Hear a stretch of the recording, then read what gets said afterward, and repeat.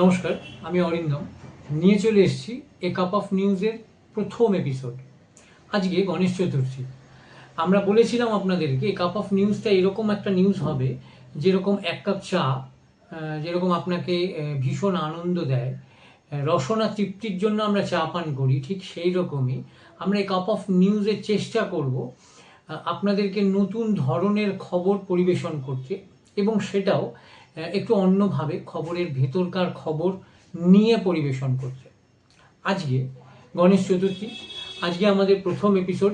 আজকে যেহেতু গণেশ পুজোটা হয় মহারাষ্ট্রে, যেমন দুর্গা পুজো হয় ওয়েস্ট বেঙ্গলে পশ্চিমবঙ্গে, সেরকম গণেশ পুজো হয় মহারাষ্ট্রে, সবাই জানি আমরা।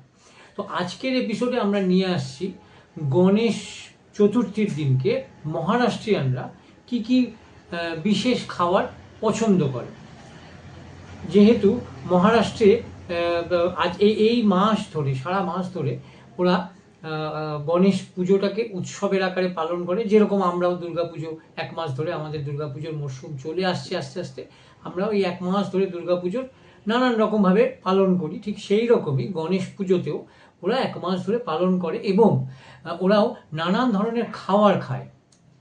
এই গণেশ পুজো উপলক্ষে গণেশ ঠাকুরকেও নানান রকম খাবার দেয় এবং তারাও নানান রকম খাবার খায়।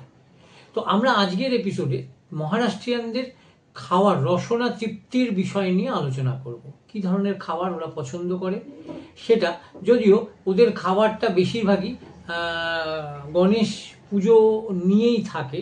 যেরকম গণেশ ঠাকুর মোদক খেতে ভালোবাসে, তো খুব স্বাভাবিকভাবেই মহারাষ্ট্রিয়ানরাও এই সারা মহারাষ্ট্র জুড়ে এই সময় ভীষণ মোদক খাওয়ার চলটা বেড়ে যায় ওদের। আবার মোদক দু ধরনের হয়, জানি না আপনারা জানেন কি না। ভাপা মোদক, আবার ফ্রাইড মোদক। ভাপা মোদক মানে স্টিমড মোদক, এটি চালের গুঁড়ো দিয়ে তৈরি করা হয়, এর মধ্যে নারকেলের শাঁস, গুড়ের পুর এগুলো থাকে, এগুলো নিয়ে এটাকে ভাপানো হয়, ভাপিয়ে তৈরি করা হয়। যেহেতু ভাপানো হয়, ভীষণ সুস্বাদু হয় এটা খেতে। এছাড়া আসছে ভাজা মোদক। এটি ময়দা দিয়ে তৈরি করা হয় এবং ময়দার মধ্যে নারকেল এবং গুড় দিয়ে পুর তৈরি করা হয়, এবং তারপরে এটাকে যেহেতু ফ্রাইড ভাজা, এটাকে সেই জন্য ভাজা হয়। এটাও খেতে যথেষ্ট ভালোই হয়। এরপরে আসছে পুরানপোলি। পুরানপোলি মহারাষ্ট্রের একটা ঐতিহ্যবাহী মিষ্টি, মিষ্টির রুটি। আমরা পশ্চিমবঙ্গে বা কলকাতায় যারা থাকি বা পশ্চিমবঙ্গে যারা থাকি, তারা কিন্তু রুটি সম্পর্কে সবাই ওয়াকিবহাল, বা আমরা ভারতবর্ষের সবাই কিন্তু রুটি সম্পর্কে ওয়াকিবহাল, কিন্তু মিষ্টি রুটি সম্পর্কে মহারাষ্ট্রিয়ানরা কিন্তু মিষ্টি রুটিটা মহারাষ্ট্রে ভীষণ পরিমাণে বিখ্যাত। তো মিষ্টি রুটি কী করে হয়? এটি মূলত ময়দার ভেতরে ছোলার ডাল আর গুড়ের পুর দিয়ে তৈরি করা হয়। তারপরে এটিকে তাওয়াতে সেঁকা হয়, সেঁকে রুটির আকারে পরিবেশন করা হয়। এরপরে আসছি শঙ্করাপালি। শঙ্করাপালি কি? এটি এক ধরনের মিষ্টি বিস্কুট, যা ময়দা, চিনি, ঘি এবং দুধ দিয়ে তৈরি করা হয়। এটি দেখতে অনেকটা হীরের মতন, হ্যাঁ, দেখতে অনেকটা হীরের মতন, এবং তেলে ভেজে এটাকে তৈরি করা হয়। এরপরে আসছি চাউলিচি উশাল। চাউলিচি উশাল এটি একটি নিরামিষ পদ, যা কালো মটর দিয়ে তৈরি করা হয়। এটি সাধারণত রুটি বা ভাতের সাথে খাওয়া হয়। এরপরে আসছি কাটাচি আমটি বা কাটুচি আমটি। এটি মশলাদার ডাল, যা পুরানপোলি তৈরির সময় লেফট ওভার, মানে কিছু ডাল হয়তো থেকে গেল, সেই ডাল দিয়ে তৈরি করা হয়।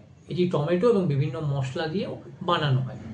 এছাড়াও গণেশ চতুর্থীতে যেহেতু গণেশের বিভিন্ন ভালো লাগার খাবারের মধ্যে জিলিপি আছে, লাড্ডু আছে, পায়েস আছে, সেগুলো তো আমাদের মতনই, আমরাও যেরকম মা দুর্গার যে সমস্ত ভালো লাগা খাবারগুলো খাই বা খেতে পছন্দ করি, এই দুর্গাপুজোর সময় মা দুর্গাকে অর্পণ করা হয় এবং তারপরে আমরা খাই।